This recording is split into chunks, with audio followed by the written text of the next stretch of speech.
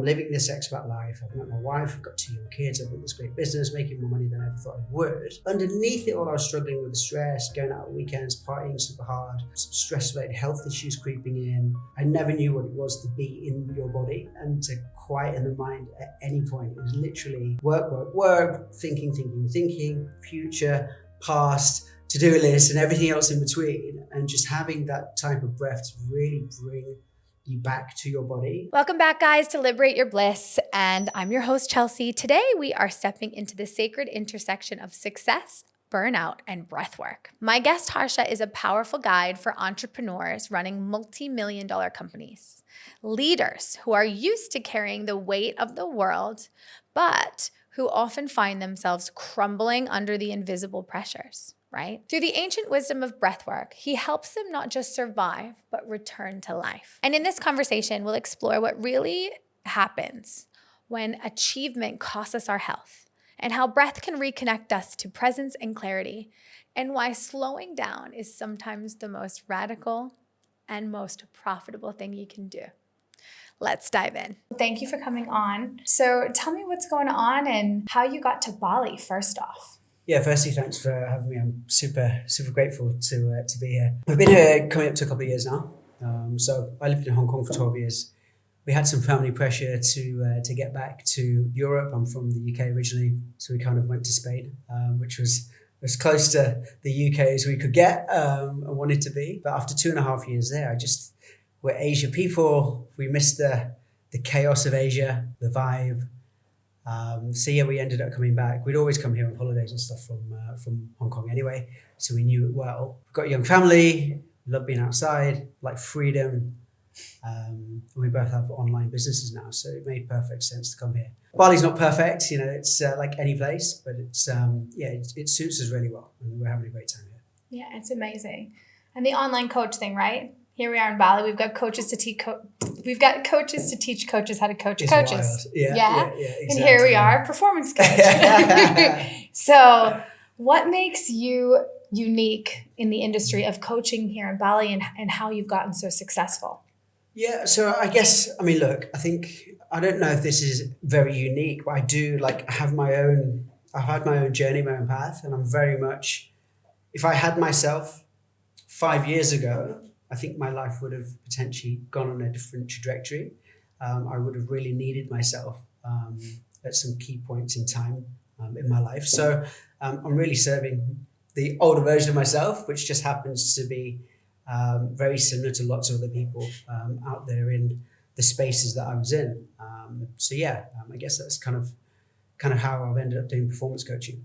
Yeah, and tell me about that old version of you, because I think that's really beautiful. And I do think lived experience is so important, and being able to share that and being rather than going to see a therapist that's trained in therapy and modality, you're seeing somebody or talking to somebody that has walked your walk and has had that path. So what was that walk that you were struggling with? A little bit of backstory might help. I came from a very academic family. So my mum and dad, first generation Indian family, but I was born in the UK, and they were super academic, right? So all of my family in medicine, my sister, my grandfather, my dad, my aunts and uncles, and I hated studying. I just hated it. I had a lot of pressure to be a doctor. It was my way of just being like, I'm not going to be a doctor, and I'm not going to study, just because of the pressure that was applied. So there was a real bounce back from it. So anyway, I bounced around school, went to uni, and really just dossed around for a long time. And after uni, I fell into recruitment, not the most sexy or exciting job, but I ended up being quite good at it. That took me to Hong Kong, and I ended up starting a company there with 2 other guys. Ended up being best friends, but we grew a really sizable and profitable business together. And I was just in that world that it sounds so cliche, but that traditional work hard, play hard, expat life. And I had a big drive in me to prove a lot of people wrong.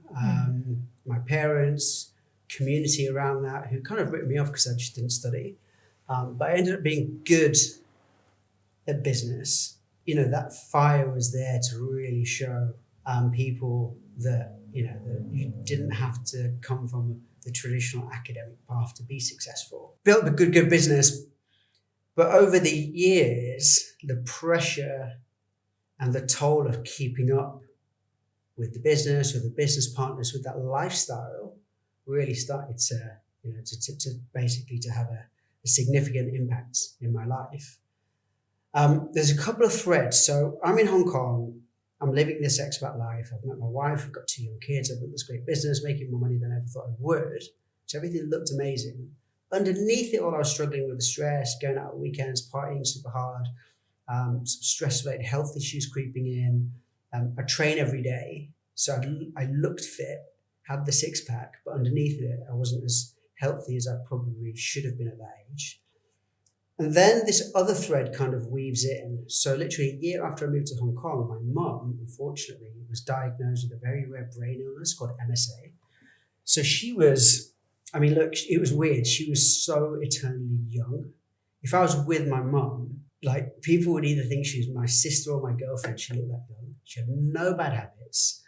Life and soul of her family for sure. And then just randomly, she started having dizzy spells, falls, and it ended up being this neurological illness called MSA. So it's like Parkinson's, but worse. And so after she got diagnosed, it was a 10 to 12 year decline. So I travel a lot to see her from Hong Kong. And so her health and situation was declining. Career, let's say, and my earnings were going on an upward trajectory, but then my own stress and my own internal health was slipping. And when she eventually passed away 5 years ago now, it was all just like, I know it was obviously a pivotal moment for so many reasons, but as soon as that happened, I was just like, what the hell am I doing? I had a young family, barely spending time with them. Not really, when I was there, it was a lack of presence. I was never a particularly flashy guy either, so I'm making lots of money, but what for? And so it was just like, look, this has to stop. So we hatched a plan to get out of the business and leave Hong Kong. And I say that took me to Bali via that little pit stop in Spain. But that's how I arrived here. So it really was that moment where everything was, it gave me more clarity than I ever had, even though underneath I knew, that the things weren't quite right, but I was just so caught up in the lifestyle that I just, I didn't pause to really reflect and think about it until that moment happened. It's so hard when the entire world is programmed to go 1,000,000 miles an hour and not rest. I mean, if you think about what we get for rest, who the hell came up with 5 days on, 2 days off, right? 2 days for a weekend to rest. And in those 2 days, you're expected to catch up with your family, get your house stuff organized, grocery shop for the week, clean the house. Yeah. It's like there's never any time to actually rest. Nobody is going to really church or any sort of religious stuff anymore because there's no time for that. Plus you got kids in sports. It's like this crazy world where we're just go, go, go, go, go. The only time you can rest is if you're chronically ill and your illness is that bad that you can stay home. Because even when we had COVID, people wanted to go to work with that, and the colds and things, that's why we all started getting sick, because we weren't able to stay home and rest. Yeah. Bereavement, what'd you get for your mom? 2 days? Yeah, I mean, look, I was lucky enough. It's I had crazy. very understanding business partners, so I had to, I took some time off and obviously organised everything in the UK. But then when I was back, it was almost like I wanted to prove that I wasn't going to let the passing of my mum affect my business. It was so twisted when I look at it. So I put on, the big boy pants. And I'm like, right, yeah, appreciate you guys supporting me. My mum passed, but I'm back, and I'm going to deal with it, and I'm going to come back and show you all that I'm the same person I was, and I can still continue to deliver to the business. And I think, I know in hindsight that, there's very little actual grieving process, because I went from that 3 weeks of acute grieving with the funeral and family and stuff, and then I was back in Hong Kong, and then, straight back into it. And grief, it takes time, right? You need to create space and allow the process to happen. And I think I very much contained it and stuck a lid on it. And, I realize that now, a few years down the line, looking back. Right. And if you suppress all those emotions, that comes up as illness and dis-ease, right? Indeed. And all of those things, because we can't suppress our emotions like that, yet we're taught to. Yeah. Because if we do, and this is the thing that's really hard for people, is in the lifestyle that we're living, if we did give ourselves time to grieve, who knows how long we'd be in that hole for. Yeah. If you actually open up, it's kind of like, we work, and then we get sick, but we have to get like really, really sick in order to give ourselves time off. Yeah. So we create that in order to give ourselves rest, because we don't believe we deserve it, because nobody believes they're enough. Yeah. from a deep standpoint. So you're talking about your inner child, right? Like that rebellious teenager that's like, I'm going to show everybody that I don't even need to grieve my mom, you know? Yeah. But that's what he had to do to survive. So how did you get out of that then? In the weeks after, when I was back in work, really, focusing on delivering to the business again, in those moments that I did have some space, I think I was just laying in bed on YouTube, and I stumbled across a documentary, which is the infamous Vice magazine documentary on Wim Hof back in the day. And I was immediately captivated by him, and I started practicing the technique. And that's kind of that was the door that opened my breathwork journey. I don't teach this stuff now for many reasons, and maybe we'll get to that in this conversation or not. But I started doing his breathwork, and it's a very high energy breathwork. It was perfect for the type of person I was at the time.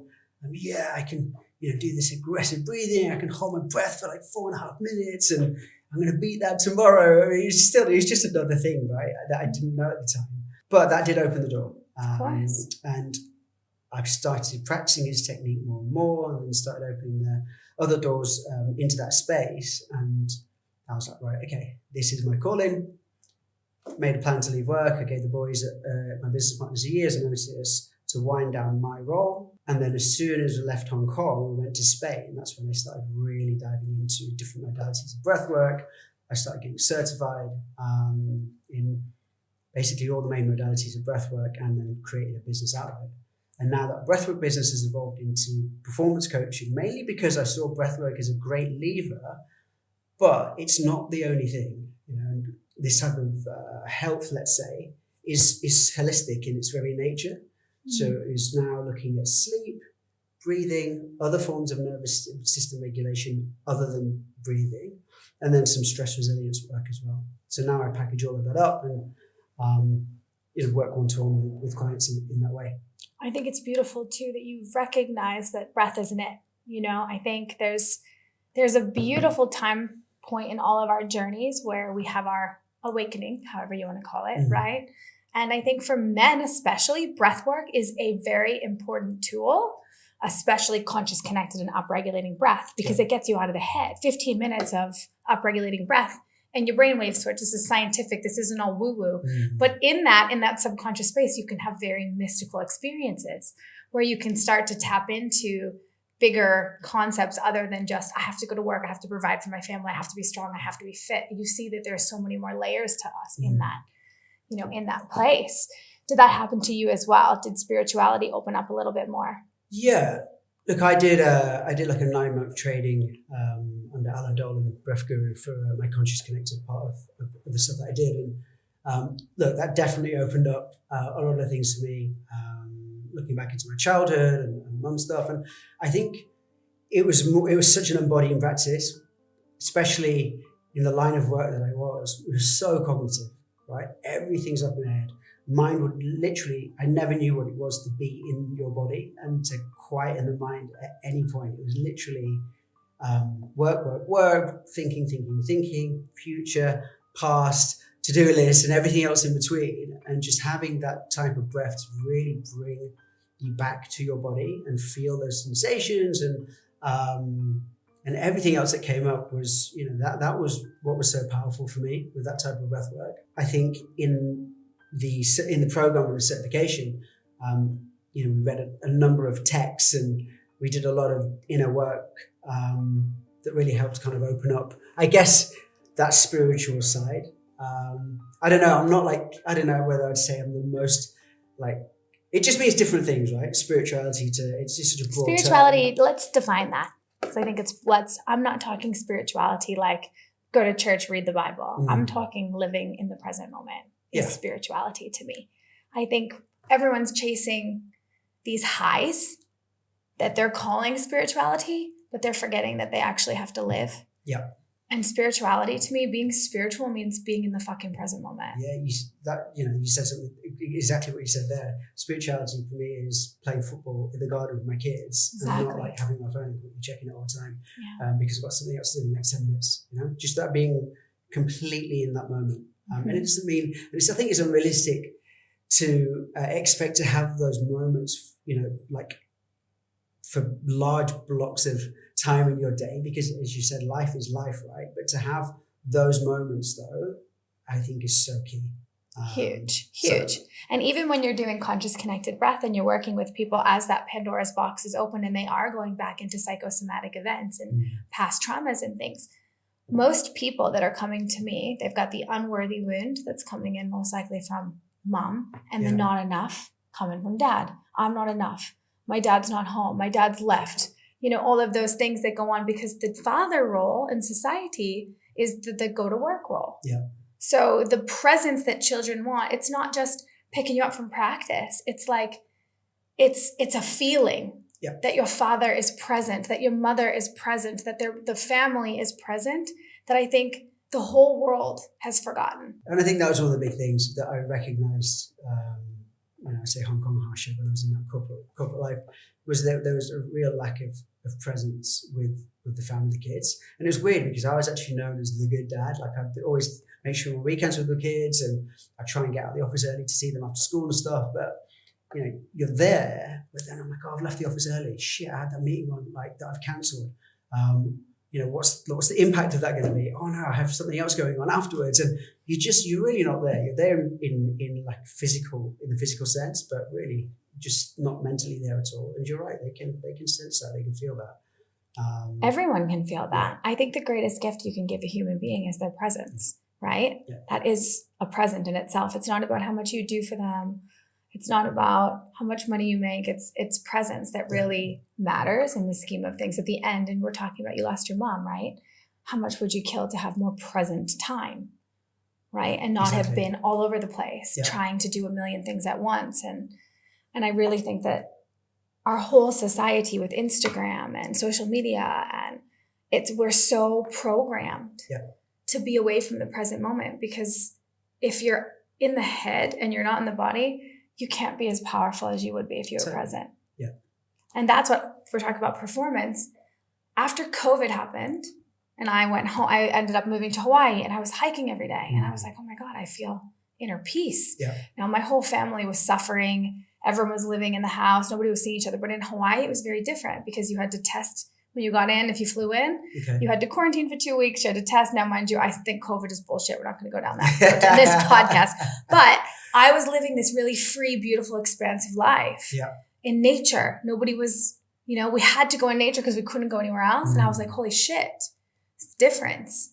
And then I started to see that I'd go home and I'd bust my workout in 2 hours because I wanted to get back outside. And I was just as productive in those 2 hours as I would have been in an 8-hour day of sitting there because I had a reason. Like I get in, get out, if that makes sense. But I don't know. I don't know how we shift from that. But everybody that I see is working 50, 60, 70 hours a week. They're not home. Their bodies are going to shit if they're working too hard. If their bodies are good and they're working, they have no social life. If they've got social life and they're not working and they're going to the gym, they're just losers with their job, Yeah. So how do we fix that? Yeah, it's crazy. And this is, I think I'll speak a lot to this in the work that I do as well.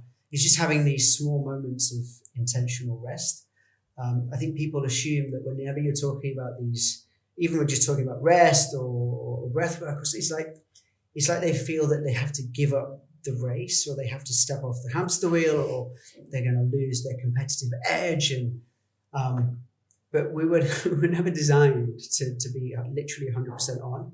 And I was trying to reframe it back to you see athletes, right? Athletes don't go at 100% all day, every day for the whole year, because what would they'd end up injured, right? We'd have injuries. And it's literally the same concept. And trying to explain to people that you have a sensible rest effort cadence of, 80% productivity and 20% rest. And then really teaching people how to rest, because people are like, okay, rest is sleep. But most people probably sleeping 6 hours a night, maybe 7, but then they're so wound up pre-sleep that their sleep quality is poor. And then they wake up in the morning and it's literally phone, there we go, activation started for the whole day. And then they're literally going throughout the day, looking at a small screen to a bigger screen, and then finishing the night off on a slightly smaller screen. And that's it. And there's no downregulation, there's no strategic rest. And that has just such a poor effect on our physiology underneath. And then people are wondering why we have stress stats going crazy and burnout and all the mental health issues going through the roof. Even paradoxically, the wellness industry is also growing at a crazy rate. And I think, again, we're making wellness just another chase. It's a trend. A trend and a hamster wheel as well. It totally is. Yeah. It's even the healing world, the wellness world. It's the same thing. It's selling all these things that you have to have and you have to do in order to be. And I think the problem is we're so afraid of sitting with ourselves, in that rest, in the thoughts, because we have to face those thoughts. Now that's where breathwork comes in. How did you get out of the mind and back into the body, right? You said breath, but was it conscious connected first or? Yeah, so I'd learned a few different modalities before conscious connected breathwork. So I did the oxygen. I was an advanced instructor in the Oxygen Advantage. So I learned a lot about just functional day-to-day breathing and a little bit of performance work. And then I did a performance breathing course under XPT. And then I did my conscious connect. So I went from very practical and scientific through to the more esoteric experiential type breathwork, which conscious connected breathwork is. And then I finished off more recently last year with the breath science certification that kind of brought everything together. So the way I approach conscious connected breathwork is kind of the piece at the end once we've restored core physiology. So if people are dysregulated, they're not sleeping well, and they have poor day-to-day breathing patterns, I don't put them into conscious connected breathwork. Thank you. Can we say it louder for the people in the back? Can we say it louder? Because you're not regulated. You're not safe enough to do that journey. Exactly. It's just going to send you into more fight or flight. Totally. There are no guardrails in place, right? Yeah. And we need that through regulation and through safety. So beautiful. Otherwise, it just ends up being another experience, which feels good in the moment, but then just causes more dysregulation afterwards. The pendulum starts swinging like this, and we're trying to catch that high again, and it just comes down. So this is where healing should not be a high. Everyone that's doing mushroom journeys and plant medicine every Saturday, they need to step off of that. They're not healing. They're perpetuating the same thing, and they've exchanged cocaine for cacao. Yeah, exactly. And it's all about down-regulating breath. Exactly. Breathing into the whole body, feeling your body and connecting with it. But I think what happens with that, it's like too boring for people. Yeah. There's like a psychological fear towards that stillness, but then there's a physiological layer as well. So when we are constantly on, or we're in periods of this low-grade prolonged stress, our nervous systems, they're big prediction machines. So they just get to learn that behavior is normal. And so then when you try and slow down, anything new, anything novel takes energy to work out. So there's resistance there. Your nervous system would rather have the familiar chaos rather than the unfamiliar rest at the start, which is why it feels so awkward and why people just give up, because they just can't be there. And so it takes a lot of intention and practice just to accept whatever moment you have as it is and just commit to being there, whether that's 5 minutes, 8 minutes, 10 minutes. And slowly but surely over time, the nervous system starts to learn, okay, this is what rest looks like. This is what the parasympathetic state feels like. And then once that becomes more familiar and we access it more, the more it becomes available for when we need it most. Right, because we want a flexible nervous system, right? I think a lot of people in the wellness industry, everyone's talking about a flexible metabolic system, right? We want to be able to eat carbs and fats and use them when we need them and have a flexible system. Well, enter the nervous system. We can't bypass that. So you can't even worry about metabolics if the nervous system is fucked. Yeah, it's nervous system first. Yeah, exactly. And people keep bypassing it and trying to skip that step. Yeah. And then we've got everybody doing the yo-yo dieting and the yo-yo healing and the all in, all out, because it is uncomfortable sitting and rest. Yeah. Especially for high performers that are used to, it's like, what I like to say is, you've gotten to the top of the highest peak you've ever gotten to with the way you've been doing things. And I know it's really crazy, but you're at burnout here. What if I told you that the peak that you could get to is actually higher if you fucking slow down? Yeah, exactly. And take a breath. Yeah. And it's like the way that their energy works. I'm an energy worker. It's like they look like this when you put them in that, but you have to face that fear first, Yeah. And it's 90 days to rewire the nervous system, I think. I've never really been able to see anybody rewire it in shorter amounts of times without the highs and lows through it. But if you 90 days commit to rest, I think the nervous system can shift. Yeah, for sure. I think in addition, and I always talk about physiology first, but then, we're all connected. And I think a large part of this is we've conditioned worth and self-worth to be directly attached to what we produce and what we achieve. And I think that's why rest can feel so awkward and we feel so much resistance to it, because we're like, well, if I rest, then I'm going to slow down, or I'm not going to produce or achieve. And, there's that whole construct, societal construct around self-worth. Exactly. And guilt and shame of that. I lay down to now I feel guilty because I could have been getting something done, and I'm going to shame myself, and then I'm going to get angry. And we perpetuate that cycle, you know? So when you meet a client and they're coming in and saying to you, look, man, I'm so fucking burnt out. I'm making all this money. I look great. And I feel like my whole life is falling apart. Yeah. Mini you 5 years ago. How do you start them on the program? I would immediately run some assessments. So we use accredited tools to measure perceived stress. So it's a tool that's accredited by the American School of Psychology. It's just a survey, but it works really well to get a subjective marker of how stressed you feel. What is it? It's just a 15 or 16 section questionnaire. And then we get a score, and then anything over a certain score means you're in high stress. Typically, everyone that I work with is in high stress, but these people like to see the numbers. So it's great to show them, yes, you are indeed as high stress as you think you are. And then I map that against a similar visual analog scale for well-being. So here we have markers for sleep quality, fatigue, energy levels, clarity of thought. And again, it's just a subjective scale, and people can mark themselves 1 out of 7 on how they're feeling. So on one hand, you've got someone who's got high stress and low well-being, which is typically the starting point for every one of my clients. That will have a direct impact on physiology. So then I'll assess sleep quality, I'll assess breathing efficiency, breath control, and stress tolerance. How do you do that? Okay, so stress tolerance is a walking breath hold number of steps test. Breathing efficiency, which a lot of people in the breathwork world will probably be familiar with, it's called a BOLT score. So it's a controlled pause, how long you can control pause for before you feel the first onset and desire to breathe. No willpower, it's just a physiological response. Breath control is how long you can prolong an exhale for without breaking. And then the sleep quality is just another, it's another survey, another tool. Beautiful. So their physiological results will be low, stress will be high, well-being will be low. And as we work together over a period of anything from 8 to 16 weeks, we'll see for sure as physiological markers improve through anything from sleep protocols, getting out for walks, improving their functional breathing, doing stress resilience work, small little practices built into their day-to-day routines. So as that improves their physiology, stress comes down, well-being goes up.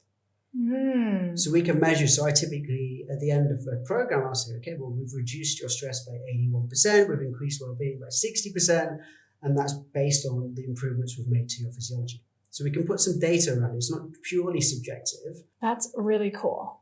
Because I was going to ask if you looked at like HRV and things like that on the Apple Watch. Yeah, exactly. So if people have, look, data, you can have so many different data points before it gets, before it just, the impact of that just wanes, right? Because too much information sometimes is no good either. But yeah, of course, if I've got a Whoop wearer or someone with an Oura ring or whatever, then of course, yeah, HRV is a super useful tool to use. Resting heart rate, respiratory rate, these are all really good markers of physiological stress. So cool. We can track any of those. So let's talk about athletes then. Yeah. So you got athletes coming in that are used to now. I feel like most top athletes from childhood that I've been friends with are probably the most successful now. But all of them are starting to have health issues that I know, right? Because they're starting to burn out. A lot of adrenal fatigue. I was a Division I athlete. A lot of my friends, same thing. It was like, go, go, go. I went to medical school similar to you, or really high prestige jobs. Now they're become moms, and parents, add the stress to that, and they're all burning out. But because they're athletes, they are programmed to go 100 miles an hour. Yeah. How do you work with athletes? So I think, do you know what? There's been a shift more recently in the professional athlete space. I think, 5 years, 6 years, 7 years, there's been a big shift in managing, their physiological stress and marking that against training schedules. You've got strength and conditioning teams and nutrition. It's all part of the way athletes are treated now is very different to maybe 15, 20 years ago, which is basically go as hard as you can. The harder you train, the better you'll be, right? So I think it has changed. But yeah, look, there are many athletes, just because you're cardiovascularly fit, you can still have poor breathing, right? And just getting fitter from a cardiovascular perspective doesn't change your breathing, but then optimizing your breathing will make you fitter, will improve your cardiovascular fitness. So, the breathing side for performance is very much like a key differentiator, something that can make, with athletes, you're talking about percentage improvements that make the difference. Yeah. So there's that aspect of it.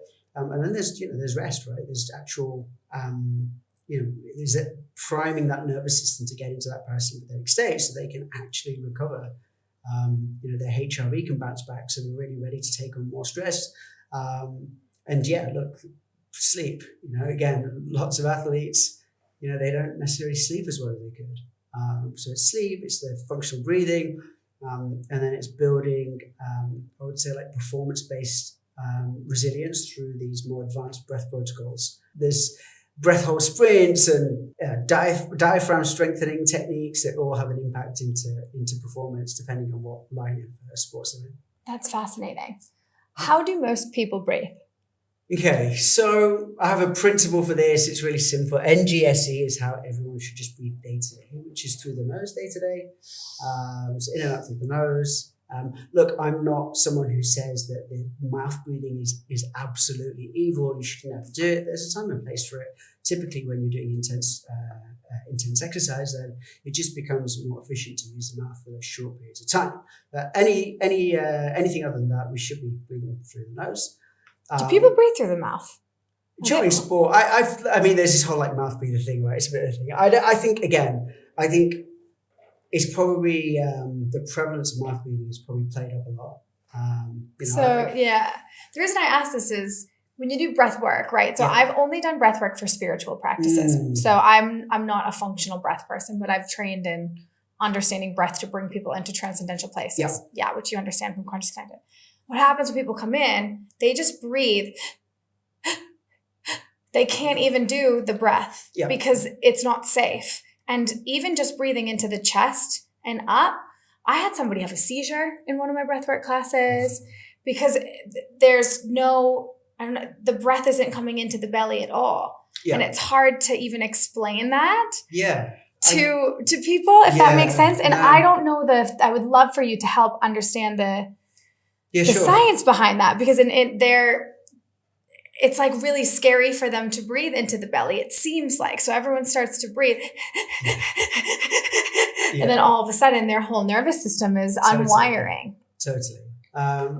So I mentioned the N for nasal breathing, right? Yeah. And then we have gentle, which is actually breathing less, not more, but I'll get to that one.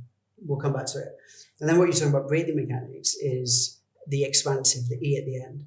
NGE. NGSE, nasal, gentle, slow, and expansive. So nasal, we'll go to the E. Slow, expansive. Okay. Which is about the mechanics of the breath. So where is the breath mechanically going into the body? And here you mentioned, so many people have this really shallow upper chest breathing pattern, right? So you see the chest rise and the shoulders rise up, and it'll be this short, or even for the nose, it'll be. What happens is there's very little recruitment of the diaphragm. So diaphragm is a muscle that just sits on the rib cage. We want that to flatten out as much as possible, okay? And that means that the lungs have more space to expand, creating more space for the lungs to expand naturally. And so when it's restricted, when we have this short, just means that our breathing rate becomes faster, right? If we're breathing expansively, our breath is naturally slower. If I breathe expansively, you'll see that the chest won't move, but the lower two ribs will move outwards like this. So we have this movement. Okay, so it's a slower breath. If you have a faster breathing rate, that speeds up your heart rate, and then your nervous system's monitoring a fast heart rate, fast breathing rate. Okay, now we're unsafe and now we're in stress. So you're saying about your clients in the breathwork session, when the breathing is so restricted and they're told to breathe in this circular fashion through the mouth, and they're like, nervous system's like this, you're in like high stress. And we all know where that leads. So this is one of the most common dysfunctionalities that I see in day-to-day breathing, and it's partly to do with people sat at the desk all day in this hunched position, compromising the diaphragm and the mechanics. Is this just fast breathing pattern? And over years and years, you take 22,000 breaths a day, compound that over 5, 10, 15, 20 years, and there's so much tension in the shoulders and the neck, and that can have a huge impact on just day-to-day stress levels. And the more you breathe like that, the more stressed you get, which then makes your breathing even worse. And there's a loop there, a negative feedback loop there. And it's the same with sleep. So we move from breathing to sleep. Chronic undersleeping is exactly the same as chronic stress from a physiological perspective. So if you don't sleep very well, that is stress. And so then poor sleep causes more stress, which then causes more poor sleep. And so you have another feedback loop that's running. So it doesn't really matter, it's irrelevant to external circumstances, but if your internal physiology is in this state, you're always going to feel stressed. You're always going to be more reactive. You're always going to have low energy. And this is what we fix. And people are so surprised, like, stress, or, maybe things will calm down at work, or just last project to do and everything's going to calm down. It's never like that, because it's an internal job. And so once we start addressing sleep, once we start training functional breathing, once we start building habits where instead of grabbing the third coffee for the day, you do 3 minutes of breathwork practice before your next call. You turn your phone off when you get home from work for an hour, just and have some connection with your kids. We start to see the physiology improve and stress levels start to come down, regardless of what's going on. You get a really good view into people's lives over an 8, 10, 16-week period. You're like, shit, this happened 3 weeks ago and I completely lost it. In fact, this situation was even worse, but I just didn't react in the same way. I could handle it more objectively. I could think through it. Like how? That's if we're feeling safe in our bodies, if we're more regulated, we're wired to be able to be objective and analytical and thoughtful about the way we respond. It's so fascinating because I've never thought about it from a functional breath perspective, but that's exactly what I try to teach with trauma stuff is we need a flexible nervous system so that we can go into stress, we can come out, we can de-stress. But the problem with that is, most people are running fight or flight and they're running from old trauma, old things, right? The program that I'm unworthy or I'm not enough, whatever it is that they're running from. They're trying to do to prove their self-worth. But underneath all of that, the physiology, this is so fascinating to me because I wonder if I could add this functional breath stuff in on top of a program, like you said, where you're because it's holistic, right? It's like in eating is the same thing. I'm trying to lose weight for this fight now. And it's like, okay, so the normal brain would go, okay, if I add one more training in a day and I cut my calories by 500, then I'll lose weight. But my body at this point, it doesn't lose weight that way. Because and I studied my HRV. If I'm not in the sympathetic state, my body will not let go of any fat. Exactly. So it's survival, like it's survival. So it's holding all the fat. So what I'm doing is just perpetuating nervous system burnout. And it's like really hard when you have like a thing coming up and you have to perform and you're like, but wait a minute, I need to actually rest. But I'm lucky that I have coaches now that yesterday I tried to show up for my third session. They were like, go home. It's really counterintuitive. Right? But it's counterintuitive, but it's everything. But we need to really teach people how to get out of that program. Or we're going to end up with adrenal fatigue at 45.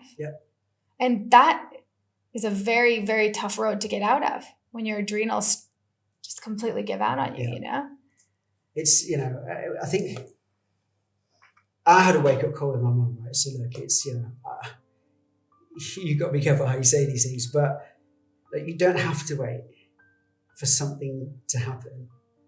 And, you know, for me, it wasn't my own health, but as soon as your own health starts to deteriorate, it's so hard to get it back. And so that's, you know, that's something that I'm really mindful of when I'm speaking to clients, or just, you know, on my socials or whatever, is you just get this stuff in early. You know, figure out your sleep, figure out your breathing, do small little practices, go for walks. Don't train hard every single day. Do 3 days of like hard training, and then dial it down a little bit. Don't jump in an ice bath if you're feeling super, super stressed. It's terrible for you. That Wim Hof did a lot of really great things, got breathwork on the market. Yeah. But the ice bath thing, it drives me nuts. Yeah. It drives me crazy, because if you're in a dysregulated nervous system state, that's just perpetuating it as well. It's hyped. It's the hype. Yeah. It's an acute stressor, right? And to be honest, when it's a true ice bath, there's no recovery whatsoever. It's not a recovery tool. It's only a recovery tool. I think the science, is above 8. I think it's 8 to 12 degrees when it's cold immersion, not an ice bath. If you're going to an ice bath that's like 2 to 4 degrees, it's just a mental game. You're just proving to yourself that you have good willpower. If that's what you want to do, if that's the goal, then great. But people think, yeah, I'm going to go recover. You're just adding more stress. So yeah, I talk about ice baths a lot because, you know, it's cool and yeah, you look great getting an ice bath and whatever, but it's not actually for recovery. And for a lot of the athletes I work with, I just either take it out of programming, or if they really like doing it and they get something out of it and they feel that it's perceptually making them feel better, that's cool. If they feel like they're getting better recovery, that's okay too, but we do it 5 or 6 hours after a session and after they've had significant time to get protein intake in, and they can start the muscle recovery and repair, and then they can go and do an ice bath and get that sensation of recovery. Each client that you work with, you put a holistic plan together. So each person is getting something completely different with you, or is there a specific protocol? No, exactly. So there's definitely a range of tools, but everyone will be completely different because everyone's physiology and starting point is different. And what are your dream clients like? I would say dream clients are people that recognize that they need to change, and they really have a drive to change. And then, do you know what? The best clients are the ones that are proven to follow through with what they want to do. Because all of this stuff, and again, I know it's a bit cliche, but consistency is everything, right? So if you do this stuff, like I write in my contracts, I'm like, look, I will guarantee a minimum of a 50% reduction in stress, in perceived stress, within 8 to 10 weeks, if you follow everything I tell you to do. And it's like 90%. If you follow 90% of everything I tell you to do, you will get there. But if you do your program for like 1 or 2 days out of the week and then default to old habits and behaviors, it's not going to work. So someone who is really bought in, who wants to change, and who's committed to acting on these small practices, and they're the best clients. Lifestyle's a big factor as well. So I think I'm just going back on a client perhaps where we didn't get the outcome that we wanted, but he just wasn't able to adapt his lifestyle. So again, when I'm speaking to people at the start, it's like, well, do you drink? Do you smoke? What's your diet like? You know, if you can do all the breath work in the world, you have 2 hours of breath work a day, but then if you're going out drinking 4 or 5 nights a week, it's not going to work. Right. And so people have these ideals that they want to change and they feel great because they've invested in a program, but then you tell them not to drink in the week and they just can't do that. And obviously then it's just not going to work. And I love that you work with people for 8 to 16 weeks, because I stopped doing one-on-ones. Like I was doing one-on-ones with people and having these big experiences, but they were coming back and it was just, nothing was shifting because it's that lifestyle work. It's the integration work. It's the life work that's really important. And it's not just the breath, right? Like it's not about just the breath work, because if you just do the breath work, like you just said, and nothing changes in the lifestyle, you won't change. No. Right. And it's really crazy because it's like There's 8 things I think that they say about living in daily vitality with your nervous system. And people don't want to do those really 8 things. Eat natural food. Yep. Get out in the sun. Yep. Sleep well. Yep. Drink water. It's like, oh, no. I would rather pay $15,000 for this course. And this guy's going to save me because we're going to do breath work. Yeah. And then all of a sudden I'm just going to break up. No. And it's like, no, but can you even commit to those lifestyle things that are so simple, yet we make it so hard? I think Bali makes it a little bit easier to do those things, especially the food here is way better than in the Western world. You know, it's not so much processed shit. Coffee, you don't drink it. Do you know what? I like going on and off, right? So I was drinking coffee. We got to a point a few months ago where I was literally waking up in the morning and the first thing I do is make myself a coffee and I go and train and then I come back and have another cheeky one. And then I just realized it was becoming habitual. And then it's messing with my own perception of my own energy levels. So I just cut it out. And do you know what? I had the worst, I felt like a junkie. I had the worst withdrawal from caffeine. It was so unexpected. I just cold turkeyed it. I just made my mind up that I wasn't going to drink it for a while. And that week was horrendous. Headaches, shakes, really low energy. My wife will attest to the fact that I had a really shit mood for that week. Yeah. But once I've come out of it, I think I did 6-7 weeks, just no coffee, just drinking teas and stuff. And I just felt so much more in tune with my own energy. Yeah. And then literally in the last couple of weeks, I've just started drinking it again, but only after I've been up in the morning and I've trained. And if I feel like it, I'm like, oh, fancy coffee. Or my wife's having a coffee, so we'll have a coffee together. But something that's kind of ad hoc, maybe a couple of, maybe 3 or 4 cups of coffee a week rather than, right, I'm going to wake up and I'll go straight to the coffee machine. I'm going to go train and come back and I'll smash another coffee and it becomes habitual. And at the end of the day, it's faking energy, I feel. It felt for me like it was fake energy. Right. And I think there's lots of great research on the benefits of coffee, but I do think that if it's habitual and it's more than if it's more than 2 cups a day, I think that might have a negative impact on just true energy levels and sleep quality and things like that. But look, everyone's different. So yeah. But what do you think are the key things that most people that are experiencing really high stress lives, what are the commonalities? So coffee for energy, alcohol to wind down. Right, I see that so often. It's so common. The perception of stress management, let's say, is just skewed. Right, and this is go back to these high performers. They're like, okay, so I'm going to just de-stress by going to the gym. And you get these people, these high achievers in these corporate jobs, like, okay, go to gym at lunch and they'll smash a CrossFit workout 5 times a week. Or they'll train for an ultramarathon or an Ironman, and it's just stacking stress. They may feel good during these moments, and they may not be thinking about work for that 50, 60 minutes, but it is still stress. Yeah, talk about that. I think that's really important, that stress can feel good. Yeah, of course. I mean, look, we produce many different chemicals in our body as part of the stress response, so adrenaline, noradrenaline, they have that. They make us feel good in that moment. But they're drawing on energy resources, which is why it's like borrowed energy, right? And that energy then is created for our stress response, for survival. And if energy is being diverted towards our stress response, it means that our rest and recovery is then diminished. So the longer we're in stress, and again, we talk about metabolic health, like metabolically, we're not getting the instruction from our hormones to restore and repair. So again, when you see people in stress for a long time, we see this disease or people's immune function diminishing. That's all to do with where their resources, their energetic resources, are being diverted to. So this idea of rest or recovery being these things that are just stacking stress, and then they'll go and jump in an ice bath, and then they'll go straight back into work, and they're back at the desk for the rest of the afternoon, leaving work at maybe at 6:37, commute home, they're probably on the phone again, more activation, or go to the pub after work, a couple of drinks, come home, and it's just that cycle. So I think in modern life, there's very little true down regulation.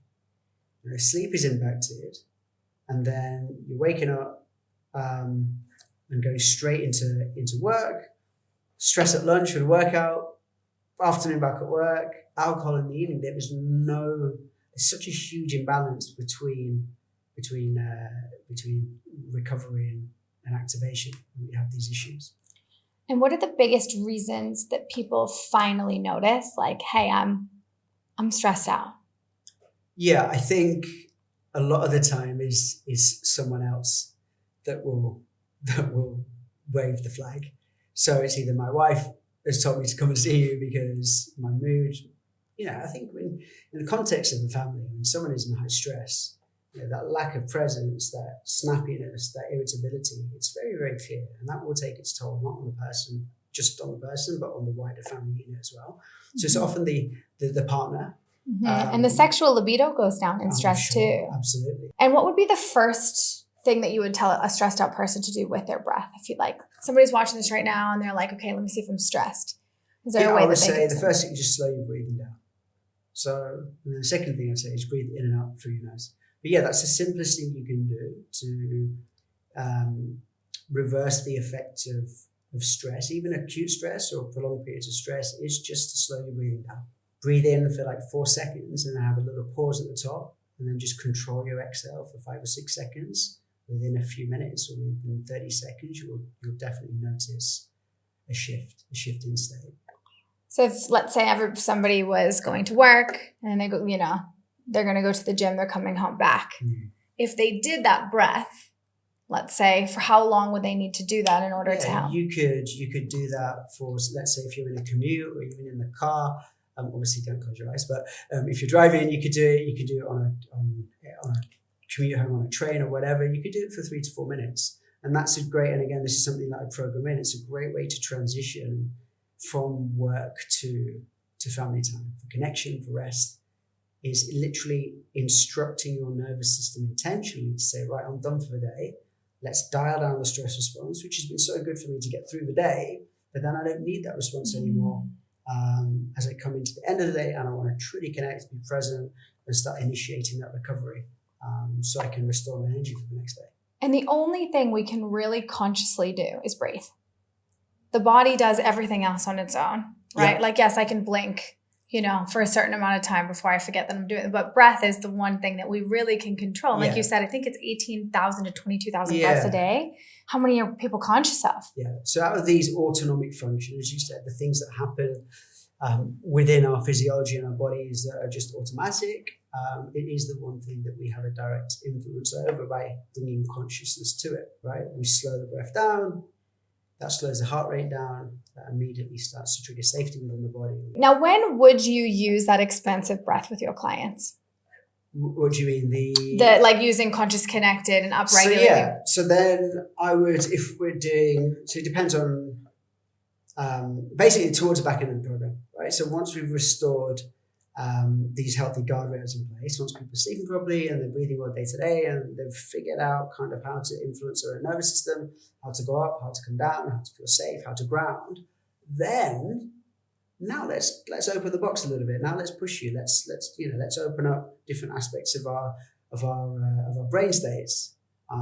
Let's get you feeling different sensations from the body, because then you're in a much safer place to experience, but also you have much more agency over your own experience. And this is the thing I have about the conscious connected space as well. It grosses me out, just so you know. Yeah. 150 people conscious connected breathing with one facilitator is fucking gross. Yeah, it's crazy, right? And there's so much influence and transference. So you're not having your own experience. You're just having 150 other people's experience. It takes one person to have a cathartic release for the whole other, for everyone else to have a cathartic release. And that's not your own thing. It's transference. And then if there's loud music and if there's, a fairly egotistic or ego-driven instructor or facilitator that wants people to have an experience because they've got someone filming it and we stick it on TikTok. But, then it's all influence, which is, again, why I like to work one-to-one. And, I have very simple music. I will guide and direct, but I'm not one for huge suggestive affirmations or anything like that. I let people just focus on the breath, make sure they're safe, and allow them to have their own experience without influencing too much. Now, it's a balance. And look, people, it's like, it's like, right, everyone wants a big experience, right? And if you want to go and have an experience, go do a breathwork class with 100 people. You might meet some really cool people. You might cry and have a release, which will feel good. I'm not saying that that's bad, but I just don't know how much real internal stuff is being worked through when you're in that environment where there's so much external noise influencing the experience. The music, the suggestion, the transference from everyone else around you. It's interesting. I used to use upregulating breath in my sessions, and I stopped using that. The breath that I use is in and down, sending breath to the toes, connecting into every aspect, filling spaces between the spaces. So we're like really connecting and down regulating. I think with energy work in the healing industry, from all of the now I've trained in every modality under the sun. Half of them I think are disgusting and I wouldn't use again.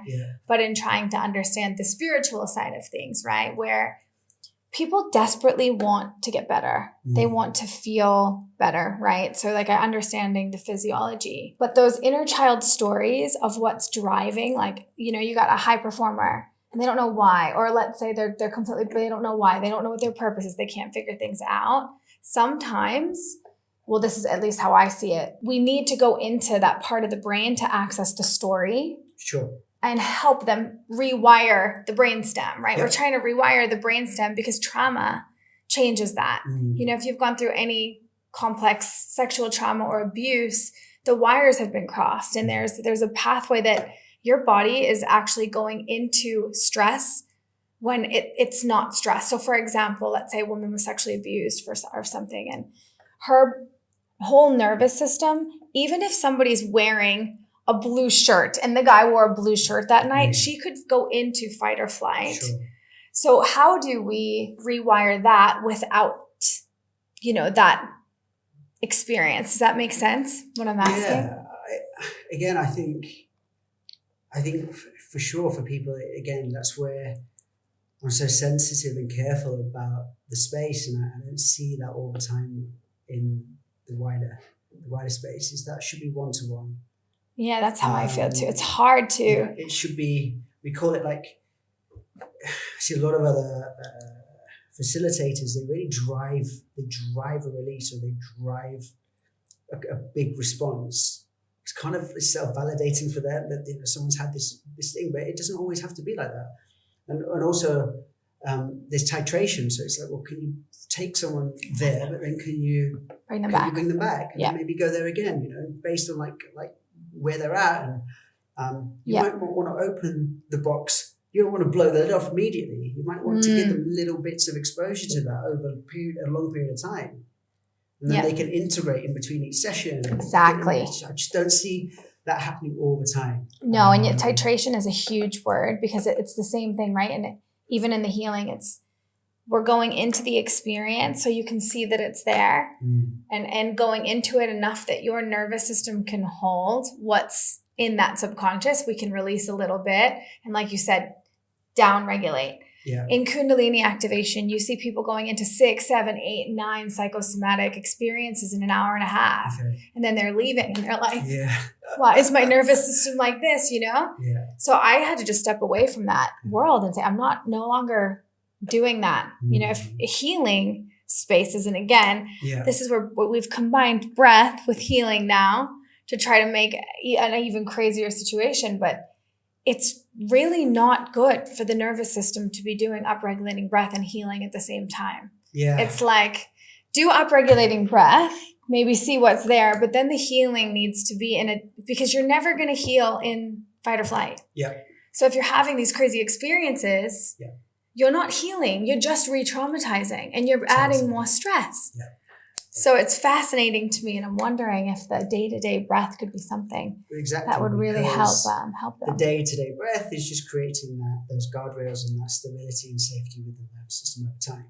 So, if there is dysfunctional breathing, then that's obviously creating stress and dysregulation and lack of safety. If someone's not sleeping very well, all of these things, or if there's just a lack of awareness on, well, what does safety feel like? Some people don't even know. They're stressed for so long, they just don't know what it feels like to be safe. Yeah.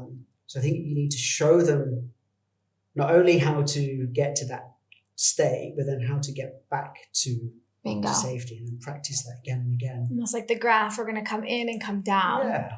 I think like the big thing with this podcast, I think people need to understand is it starts with the nervous system. It starts with getting your mind and body in alignment. Yeah. Peace in the nervous system. Before you start doing all the expansive, crazy soul work and plant Yeah. medicine journeys and water fasts, get back in the body, regulate your nervous system, find freaking peace, find some presence. And it comes with the really boring stuff like sleep, like going for walks, like doing some down-regulating breath work, actual connection. Do you know what? Like just having some time with your kids, living, hugging your kids, exactly, being human. So you're saying that I'll reduce my stress if I just live? Exactly.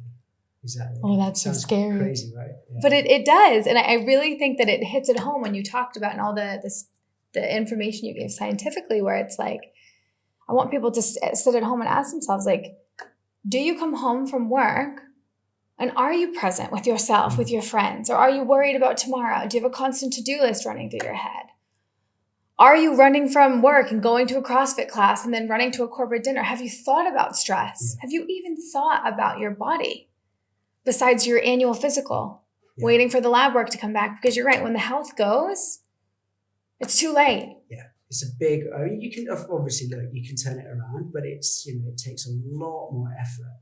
But I love what you said. You don't have to go that way. No, it doesn't have to be a big death. It doesn't have to be like, you could literally listen to these words, listen to this podcast, think, oh, maybe I'm a little stressed, and look up a breathing protocol. Exactly. And start with something really small. Get out in the sun for 5 minutes. Yep. Can you walk around the block at lunchtime for 15 minutes without your phone? Just leave it at your desk at work and go for a walk around the block. Maybe after eating, go take a walk. Let the metabolic system calm down too. Yeah. It's wild. So for anyone watching this that wants to figure out how stressed they are and fix their life, how can they work with you? Yeah, so I'm more active on LinkedIn. So if they want to follow some of my stuff, then LinkedIn. Or I've recently launched a YouTube channel, so they can find me there. Or I think you'll put in the show notes my website address as well. So any of those channels are good to reach out to me. So well, thank you so much. I really appreciate your story. No, thank you for having me. It's been a great conversation. Really nice talking to you. And maybe we do it again sometime. Let's do it. Thanks. What an incredible transmission. And Harsha has given us a living reminder that no matter how much success we build, if we can't breathe in it, it isn't really freedom. A few of the most important things that I loved about this episode is that burnout is not a weakness, it's a signal. And breath is the bridge back to presence, vitality, and clarity. And true success is nervous system safety. From there, everything expands. And if his words touch something deep in you, I invite you to pause right now. Take one conscious inhale. Hold it, and exhale with a sound. Notice how quickly you can return to yourself. This is the medicine he's sharing with the world. So thank you for breathing with us today. And if this episode resonated, subscribe, share it with a friend, and leave a review so that more leaders can find their way back to their own breath. And until next time, remember, your breath is your anchor, your presence is your power, and your life is meant to be lived fully alive.